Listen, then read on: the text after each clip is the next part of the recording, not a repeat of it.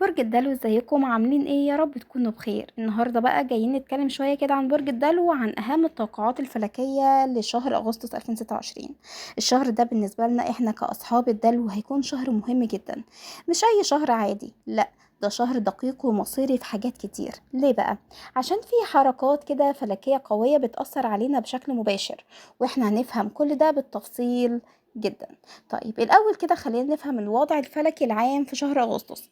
الشمس موجودة في برج الأسد، وده كده برج ناري وحجمه الشمس، فده معناه إن في طاقة قوية جدا بتأثر علينا. كمان عطارد هيكون متقدم في برج السرطان في الأول، لكن هينقل لبرج الأسد يوم 9 أغسطس، وده انتقاله هيكون لطيف جدا بالنسبة لنا. المشتري موجود في برج الأسد برضو، وعندنا الخسوف اللي هيحصلوا يوم 12 أغسطس ولادة القمر، ويوم 28 أغسطس خسوف. وده معناه بقى ان في احداث قوية هتحصل كده في النص ونهاية الشهر. كمان عندنا راهو وكيتو العقدة الشمالية والجنوبية في برج الأسد، وزحل متراجع في برج الحمل، ونبتون متراجع في برج الحمل، وبلوتو متراجع في برج الدلو نفسه، والزهرة موجودة في برج العذراء، وبعدين هتنتقل لبرج الميزان يوم 6 أغسطس. وفي الأسبوع الأخير من بعد 22 أغسطس الشمس هتنتقل لبرج العذراء. يعني باختصار كده عندنا ميكس كبير جدا من الكواكب والحركات الفلكية اللي هتأثر علينا بشكل واضح جدا. طيب ايه بقى هي الطاقة المسيطرة عليك الشهر ده يا دلو؟ اللي هتحس بيها برج الدلو طول شهر اغسطس هو ان انت عمال كده تكتشف الناس حواليك بشكل غريب.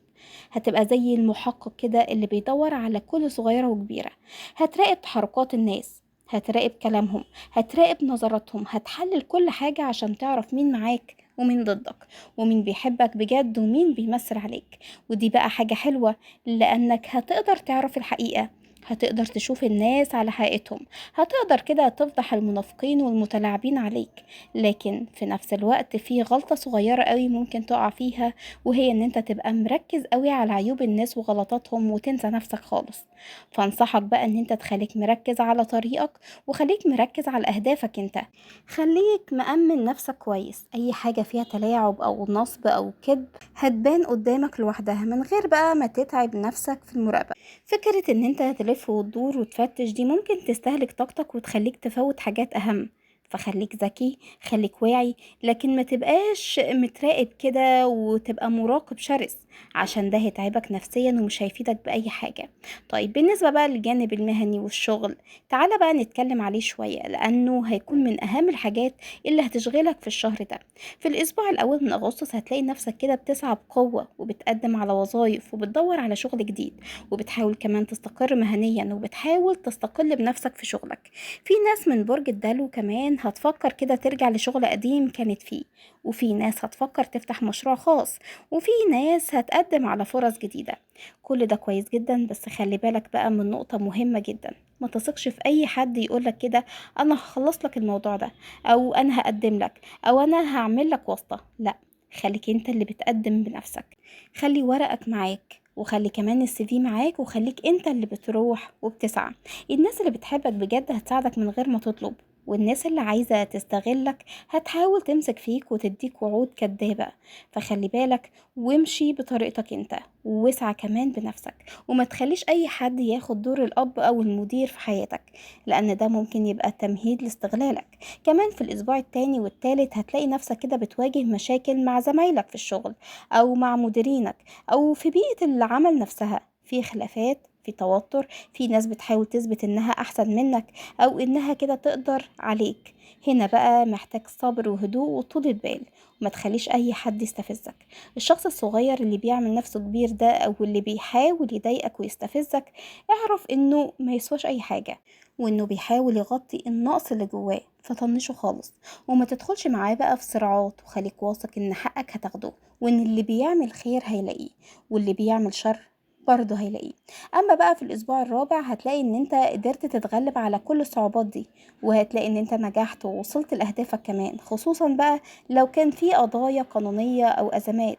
هتلاقي ان صاحب الحق بينتصر، فلو انت صاحب حق هتاخده بإذن الله. طيب بالنسبة بقى للأوراق والمعاملات القانونية، النقطة دي مهمة جدا ليك يا برج الدلو، عشان الشهر ده هيكون فيه شغل كتير على الأوراق والمعاملات. في ناس هتقدم على أوراق سفر أو نقل بيت أو نقل مكان وظيفي أو حتى نقل مكان دراسي، وكل ده كويس جدا. بس خلي بالك بقى من حاجة، الأوراق هتاخد وقت ومجهود، وهتحس كمان إن كل شوية ناقصك حاجة، ختم معين، ورقة معينة، إمضة، صورة، إثبات أي حاجة، وهكذا. وده بقى طبيعي جدا في الفترة دي، فما تزعلش وما تتعبش نفسيتك، وخد كمان الأمور بهدوء، لأنك لو انت توترت أو انفعلت فاللي قدامك بقى في المصالح الحكومية أو أي جهة رسمية هيتنرفز معاك والأمور هتقف بدل ما تمشي. فخليك هادي، خليك صبور كده، واعرف ان الدنيا مش هتمشي بمزاجك، وان النظام ليه قواعده، فطول بالك أحسن لك. كمان في ناس هتخلص أوراقها بسرعة وفي ناس هتتأخر، فما تقارنش نفسك بقى بغيرك، وخلي تركيزك في اللي انت بتعمله بس. طيب بالنسبة بقى للجانب العاطفي، تعالى بقى نتكلم عليه شوية، لأنه هيكون برضو فيه مفاجآت كتير. لو انت في علاقة هتلاقي شريك حياتك عايز كده يقف معاك ويساندك ويدعمك كمان، ده في حالة بقى انه شخص كويس وأصيل. لكن لو هو شخص سلبي أو طماع أو منافق، فهتلاقي كده حقيقته بتبان قدامك بشكل واضح جدا، وهتعرف انك في علاقة مليانة ألاعيب وخباثة.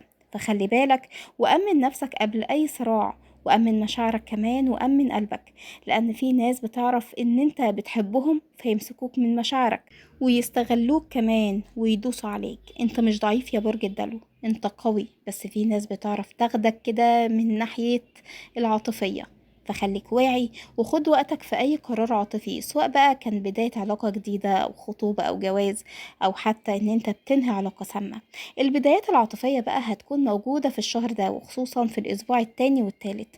بس برضو خلي بالك من التسرع، في ناس كده هتحبك بجد، وفي ناس هتحاول تلعب عليك وتستغلك عاطفيا. أنصحك إن أنت ما تاخدش أي قرارات عاطفية في الأسبوع الأول، استنى الأسبوع التاني والتالت عشان تفهم الأمور كويس جدا. أما الأسبوع الرابع فهيكون مناسب جدا لأي خطوة رسمية، سواء بقى خطوبة أو جواز أو اتفاق. طيب نشوف بقى كل أسبوع هيحصل فيه إيه في شهر أغسطس. الأسبوع الأول معانا ده أسبوع بداية، هتبدأ فيه كده تحس بطاقة قوية جدا، وهتبدأ تسعى وتتحرك كويس جدا ان انت تقدم مثلا على وظيفة او بداية مشاريع جديدة. بس خلي بالك يا دلو من الثقة الزيادة في الناس، وخليك انت اللي بتسعى بنفسك. الاسبوع التاني معانا كده هتبدأ الامور تبان اكتر، هتعرف مين معاك ومين ضدك، هتواجه بعض المشاكل في الشغل والعلاقات، بس هتقدر تتغلب عليها بالصبر والهدوء. وبرضه خلي بالك من الأوراق والمعاملات. الأسبوع الثالث بقى ده أسبوع مهم جدا، هتكون فيه كده في قلب الأحداث، هتحس إن الدنيا بتلف حواليك، بس هتقدر تتحكم في نفسك وتاخد قرارات صح. وخلي بالك كمان من الناس اللي بتحاول تستفزك. أما الأسبوع الرابع فالأسبوع ده بقى الذهبي ليك، هتلاقي إن أنت وصلت لاستقرار وحققت كمان اللي كنت بتسعى ليه، واتغلبت على الصعوبات ووصلت لنتائج مرضية في الشغل والعاطفة والأوراق. واستغله في أي خطوة رسمية أو قرار مصيري. بالنسبة بقى لأيام الحظ وأيام الحذر معانا للشهر ده، أيام الحظ هي ليك يا دلو 3 و4 و7 و8 و16 و17 و20 و22 و25 و26 و27 و31 استغلهم كويس. أما أيام الحذر اللي ناخد بالنا منهم كويس معانا 5 و6 و11 و12 و19 و23 و24. شهر أغسطس 2026 لبرج الدلو هيكون شهر مليان اكتشافات وتغيرات وفرص وتحديات. هتكتشف الناس حواليك، هتعرف مين بيحبك بجد ومين بيمثل، هتواجه صعوبات في الشغل والعلاقات كمان، بس هتقدر تتغلب عليها بذكائك وصبرك. المهم ان انت تكون مأمن نفسك، مأمن مشاعرك، مأمن أوراقك، ومأمن فلوسك كمان. ما تثقش في أي حد بشكل أعمى، وخليك انت اللي بتسعى وتاخد خطواتك بنفسك. وخلي بالك من التسرع في القرارات، خصوصا بقى القرارات العاطفية. الدنيا هتتعدل والأمور هترجع لمكانها، وانت هتكون أقوى وأذكى من قبل بإذن الله. ربنا معاكم كلكم، وكل سنة وانتم طيبين، واتمنى لكم شهر أغسطس كده سعيد ومليان خير وبركة وسعادة. ما تنسوش اللايك والشير والسبسكرايب في القناة وتفعيل زر الجرس عشان يوصلكم مني كل جديد بنزله. أشوفكم على خير في توقعات جديدة. باي باي.